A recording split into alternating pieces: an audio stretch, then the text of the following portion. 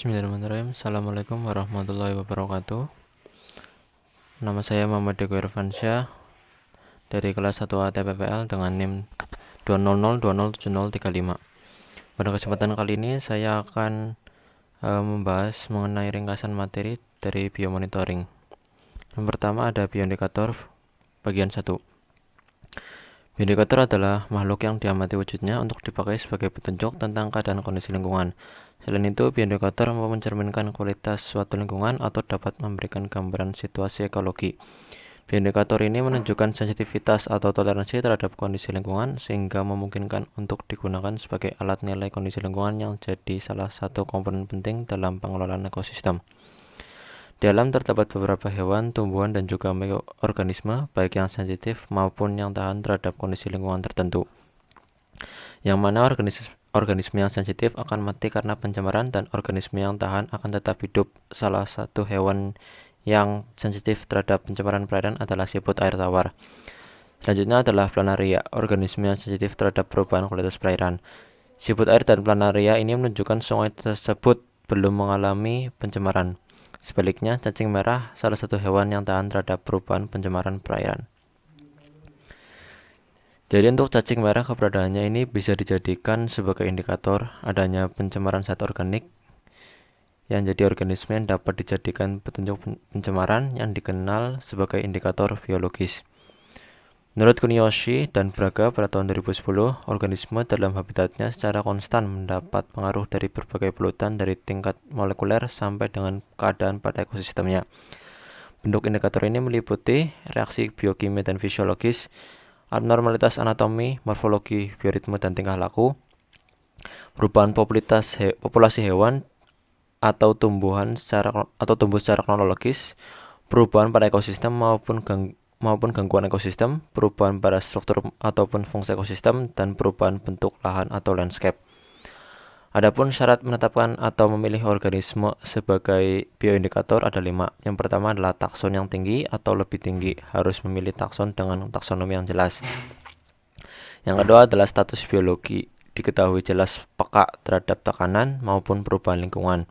Yang ketiga adalah organisme memiliki ketimbangan tinggi dan mudah disurvei atau diamati. Dan keempat, tersebar dalam ruang dan waktu. Dan 5, memiliki hubungan yang kuat dengan komunitas luas atau tidak memiliki hubungan kuat dengan komponen tekanannya. Tipe bioindikator menurut Setiawan 2008, bahwasanya bioindikator dalam aplikasinya ini dikelompokkan ke dalam 3 kategori, yaitu indikator lingkungan, indikator ekologis, dan indikator keanekaragaman hayati. Berdasarkan fungsinya, menurut Setiawan, bioindikator ini dapat dibedakan dalam 3 kelompok. Yang pertama adalah indikator yang kehadiran atau absennya menyimpulkan tentang permasalahan lingkungan secara kuantitatif. Yang kedua, spesies uji mengindikasikan tentang permasalahan yang luas. Yang ketiga, monitor menyediakan bukti akan adanya perubahan kesimpulan kuantitatif, biasanya memungkinkan atau mungkin melalui kalibrasi monitor yang terdiri dari monitor aktif yang tersedia dengan cepat di alam dan monitor pasif, organisme monitor yang diintroduksi. Berdasarkan status makhluk hidupnya, bioindikator dapat dibedakan menjadi 2, yaitu fitoindikator, kemudian yang kedua itu adalah zooindikator. Menurut tujuan bioindikasinya ada 3 jenis bioindikator, yaitu indikator kepatuhan, indikator diagnostik, dan indikator peringatan dini. Kemudian yang kedua adalah bioindikator bagian kedua. Menurut Odum pada tahun 1993, pedoman mengenai makhluk hidup yang dapat digunakan sebagai bioindikator ada 4. Yang pertama adalah spesies Steno. Kisaran toleransinya sempit, lebih baik dipakai sebagai indikator dibandingkan dengan spesies Yuri syarat toleransi luas. Yang kedua adalah spesies yang dewasa, lebih baik dipakai sebagai indikator dibandingkan yang masih muda. Yang ketiga yaitu sebelum mempercayai penampakan makhluk indikator ekologis, maka terlebih dahulu harus ada bukti yang cukup bahwa suatu faktor yang dipermasalahkan memang benar dapat membatasi. Dan yang keempat, banyak hubungan di antara jenis populasi dan seluruh komunitas yang seringkali memberikan indikator yang lebih tepatnya yang lebih dapat dipercaya daripada satu jenis tunggal karena adanya integrasi. Menurut Juliantara pada tahun 2011, bahwa bioindikator yang dapat digunakan untuk memantau keadaan polusi di suatu tempat sebaiknya memenuhi kriteria sebagai berikut. Yang pertama, organisme yang dijadikan sebagai bioindikator ini memiliki kisaran toleransi yang sempit terhadap perubahan lingkungan. Yang kedua, organisme yang dijadikan sebagai bioindikator ini memiliki kebiasaan hidup menetap di suatu tempat. Organisme yang dijadikan sebagai bioindikator mudah dilakukan pengambilan sampel dan merupakan organisme umum dijumpai di lokasi pengamatan. Akumulasi dari polutan tidak mengakibatkan kematian pada organisme yang dijadikan sebagai bioindikator. Kemudian, organisme yang dijadikan sebagai bioindikator lebih disukai yang berumur panjang. Menurut Holt dan Miller pada tahun 2010, ciri-ciri bioindikator yang baik yaitu kemampuan indikator yang bagus. Yang kedua ini berlimpah dan umum, dan kemudian dipelajari dengan baik, dan secara ekonomi atau komersial itu penting. Kelebihan bioindikator dibandingkan dengan teknik lainnya yang pertama, berdasarkan perbandingan dengan teknik umum, yaitu bioindikator menambahkan komponen temporal yang sesuai dengan rentan kehidupan atau waktu tinggal suatu organisme dalam sistem tertentu. Kemudian kemampuan mereka untuk menunjuk efek biotik polutan secara tidak langsung ketika banyak pengukuran fisik atau kimia ini tidak biasa. Kemudian ada biota, adalah prediktor terbaik tentang bagaimana ekosistem merespon gangguan atau kehadiran dari pemicu stres. Kemudian manfaat dan kerugian penggunaan bioindikator. Manfaatnya yaitu bioindikator dapat digunakan pada berbagai skala. Sensitivitas beberapa bioindikator ini berfungsi sebagai sinyal peringatan dini, dan bioindikator menginformasikan tindakan kita mengenai apa yang dan tidak berkelanjutan secara biologis. Kemudian kerugiannya adalah kita tidak dapat membedakan variabilitas alami dari perubahan karena dampak manusia yang sehingga membatasi penerapan bioindikator di lingkungan heterogen. Dan yang kedua, kemampuan indikator bergantung pada skala yang terakhir adalah indikator selalu memiliki persyaratan habitat yang berbeda dari spesies lain di ekosistem. Kemudian bioindikator kualitas air bagian 1. Biomonitoring air dilakukan dengan melihat keberadaan kelompok organisme indikator berdasarkan habitat. Yang pertama ada plankton. Suatu organisme yang umumnya sangat kecil, hidup melayang-layang di dalam air, dan gerakan organisme ini sangat dipengaruhi oleh arus air, dan dibedakan menjadi fitoplankton yang merupakan tumbuhan dan zooplankton yang merupakan hewan. Yang kedua ada nekton yang merupakan organisme yang dapat bergerak bebas. Selanjutnya ada nuston, organisme kecil yang bersandar atau berenang di dalam atau di permukaan air dan atau merupakan kelompok makroinvertebrata lainnya. Yang keempat ada perifiton yang merupakan organisme yang menempel atau merayap pada organisme atau benda lain. Yang kelima ada mikrobentos, merupakan kelompok mikroorganisme yang hidup di dalam atau di permukaan air dan merayap atau melekat di dasar perairan. Yang keenam ada makrofita yang merupakan kelompok tumbuhan air. Menurut Juliantara tahun 2011, mengelompokkan spesies indikator dalam 5 kelompok. Yang pertama ada sentinel, yaitu makhluk hidup sensitif yang sangat tinggi terhadap polutan. Kemudian ada detektor, yaitu makhluk hidup atau penghuni asli habitat mengindikasikan perubahan terukur. Yang ketiga ada eksploitor, merupakan makhluk hidup yang keberadaannya menunjukkan gangguan lingkungan. Yang keempat ada akumulator, makhluk hidup yang mengambil dan mengakumulasikan bahan kimia dalam jumlah yang dapat diukur.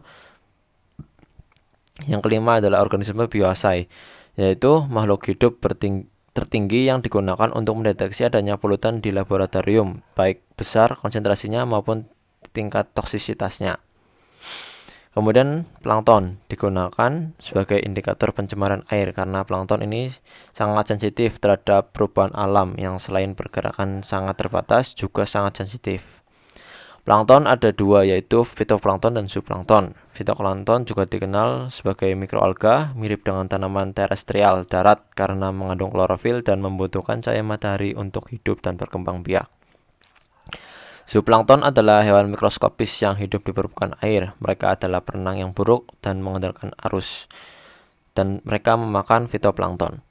Kemudian ada perifiton, lapisan berlendir yang melekat pada batuan dan biasanya terdiri dari alga, bakteri, dan mikro atau mikroorganisme serta materi organik yang masuk dan menyebar ke arah air dan sedimen.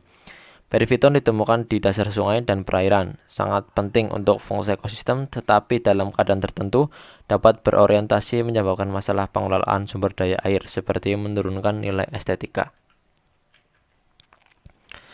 Kemudian bioindikator kualitas air pada bagian 2. Makroinvertebrata merupakan kelompok hewan tidak bertulang belakang yang dapat dilihat dengan mata telanjang, artinya dapat tanpa menggunakan alat bantu.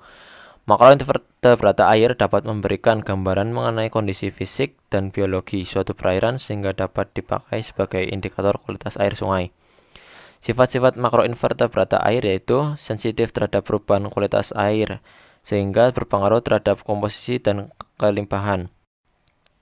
Yang kedua, ditemukan hampir di semua perairan. Yang ketiga, terdiri atas banyak jenis serta merespon berbeda pada gangguan yang berbeda pula. Yang keempat, bergerak secara terbatas. Yang kelima, mengakumulasi racun pada tubuhnya. Yang keenam, mudah dikumpulkan dan diidentifikasi. Dan yang ketujuh, pengambilan contoh mudah dilakukan.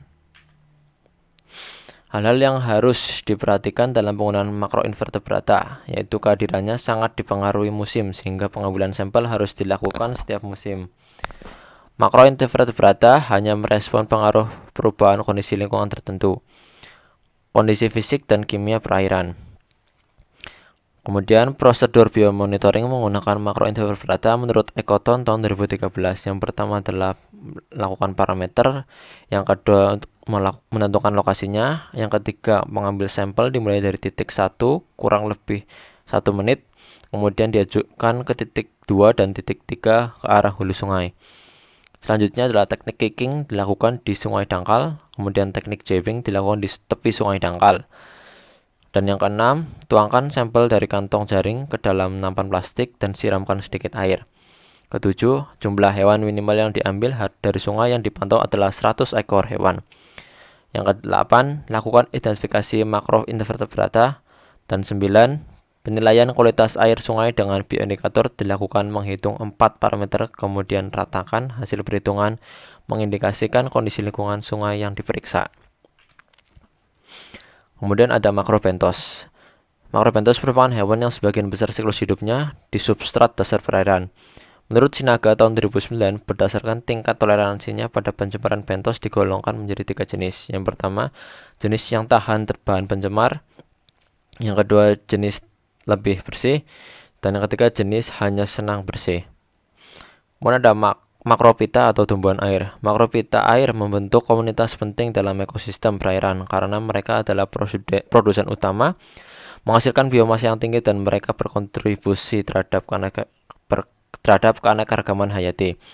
Beberapa contoh metode penelitian: yang pertama, berdasarkan Water Framework Directive, digunakan untuk menilai suatu trafik badan air di Uni Eropa. Kemudian berdasarkan Huisman-Olff Fresco Models, pada satu set hierarki dari 5 model dengan peningkatan kompleksitas yang ditunjukkan untuk menyesuaikan vulva respons spesies atau bentuk pada gradien lingkungan. Kemudian ada ikan, salah satu spesies hewan yang sering digunakan sebagai bioindikator lingkungan untuk memantau tingkat pencemaran atau kualitas air lingkungan, karena ikan sangat peka terhadap pencemaran. Menurut file pada tahun 2011, keuntungan menggunakan ikan sebagai indikator kesehatan lingkungan yaitu ikan adalah indikator yang baik untuk efek jangka panjang. Ikan pada umumnya mencakup berbagai spesies. Ikan berada di bagian atas rantai makanan akuatik dan dikonsumsi oleh manusia. Ikan relatif mudah dikumpulkan dan diidentifikasi. Penggunaan kehidupan akuatik standar kualitas air biasanya dicirikan dengan istilah perikanan, dan ikan terhitung hampir separuh spesies vertebrata yang terancam punah. Beberapa contoh metode pemanfaatan ikan sebagai bioindikator yaitu indeks hepatosomatik, dikenal luas dengan bioindikator paparan kontaminan. Kemudian yang kedua, indeks gonadosomatik, yaitu bioindikator yang memasok informasi struktural, dan faktor kondisi adalah indikator kuantitatif dari kesejahteraan individu yang mencerminkan kondisi ketersediaan makanan. Adapun tata cara dalam mengolah sampel, yang pertama pengambilan sampel lapangan atau field sampling untuk mendapatkan sampel dengan spesies dan kelimpahan perwakilannya tergantung jenisnya pada tingkat upaya yang wajar. Yang kedua ada electrofishing, ditangkap dengan peralatan elektrifikasi yang menggunakan output arus arah. Yang ketiga, pengolah sampel ikan diidentifikasi dengan tingkat spesies, dihitung, diperiksa aspek penyakit dan anomali, diukur, dirilis dan dicatat pada lembar data. Pengukuran parameter fisik dan kimia, pengukuran fisika dan kimia dari kondisi aliran yang ada. Penilaian habitatnya untuk dilakukan setiap lokasi pengambilan sampel. Menghitung IB atau Index of Biotic Integrity dilakukan menggunakan modifikasi IB10 biometrik. Selanjutnya ada bioindikator kualitas tanah. Tanah adalah sumber daya yang penting bagi manusia dan ekosistemnya, dan tanah pun merupakan rumah bagi banyak organisme yang saling bergantung pada kondisi tanah tersebut. Menurut Fontanenti tahun 2011, beberapa kelompok taksonomi invertebrata tanah dan tanaman tingkat tinggi telah diusulkan sebagai organisme bioindikator yang dapat diuraikan sebagai berikut. Yang pertama ada Isopoda, Kolembolan, dan Diplopoda. Menurut kelompok Arthropoda, merupakan kelompok Arthropoda tanah dari kelompok hewan saprofagus atau hewan pemakan bahan-bahan organik. Organisme yang dianggap paling penting, paling tepat untuk mengevaluasi efek akumulasi zat beracun yang ada di tanah karena kontak langsung dengan kontaminan yang ada di dalamnya. Cacing tanah juga dapat menunjukkan kualitas tanah dengan kelimpahan dan komposisi spesies fauna cacing tanah di lokasi tertentu. Perilaku masing-masing cacing tanah yang bersentuhan dengan substrat tanah, akumulasi bahan kimia dari tanah ke dalam tubuh, dan biokimia atau sitologis stres biomarker dari cacing. Kemudian Diplopoda. Pentingnya Diplopoda dalam daur ulang nutrisi, aerasi, dan permukaan tanah. Hewan-hewan ini dapat sangat dipengaruhi oleh pengendapan logam senyawa organik dan zat kompleks di dalam tanah. Kemudian ada Kolembola, adalah salah satu anggota terpenting dari mesofauna tanah yang terlihat dalam proses dekomposisi dan rentan terhadap efek kontaminasi.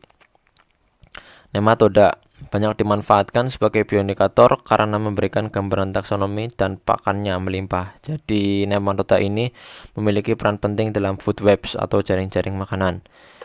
Nematoda memiliki sifat mempunyai lapisan kulit permeabel, yang kedua memiliki sifat tahan. Yang ketiga, nematoda yang bersifat berbahaya bagi tumbuhan, dan nematoda mudah dipelajari secara terpisah. Berdasarkan jenis makanan atau mangsa, nematoda ini terdiri atas pemangsa algae, pemangsa jamur, pemangsa bakteri, predator, parasit pada serangga, dan parasit pada tumbuhan. Kemudian ada ular buta atau Rhampotiplops braminus.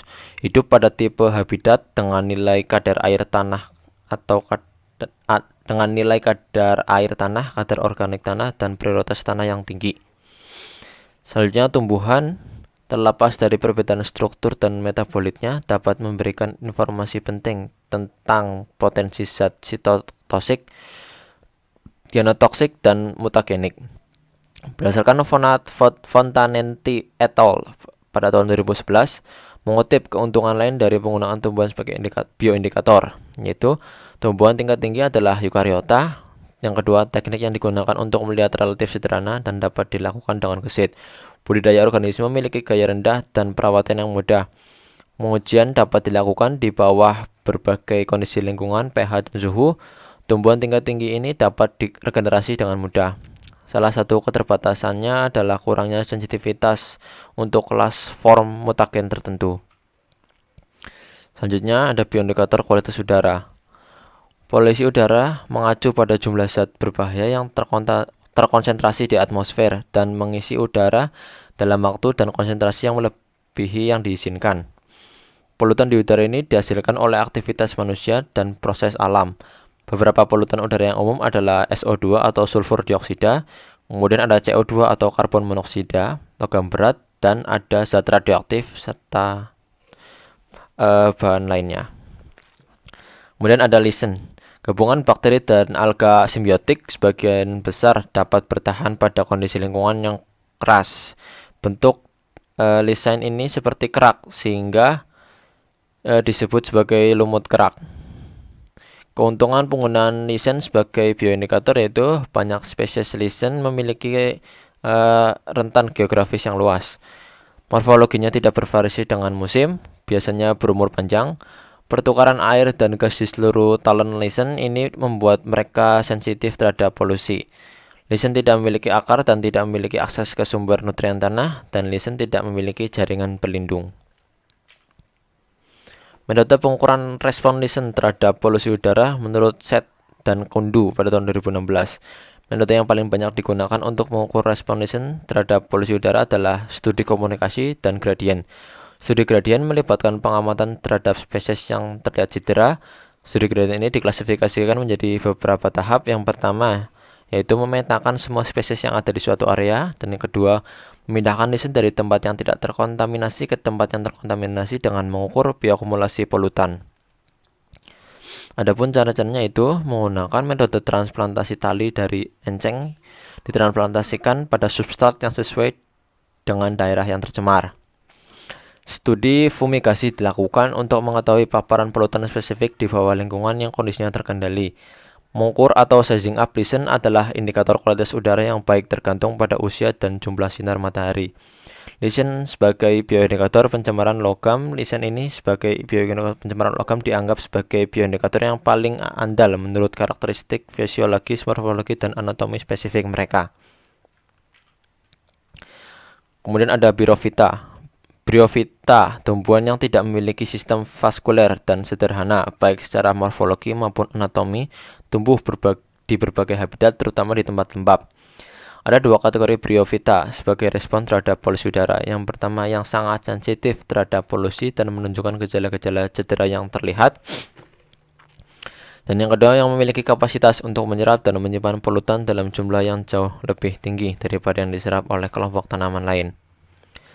Metode pemantauan yang bisa digunakan untuk pemantauan polusi udara secara keseluruhan oleh Bryophyta epiphyt ada beberapa metode. Yang pertama ada metode survei, yang kedua ada metode transplantasi, yang ketiga metode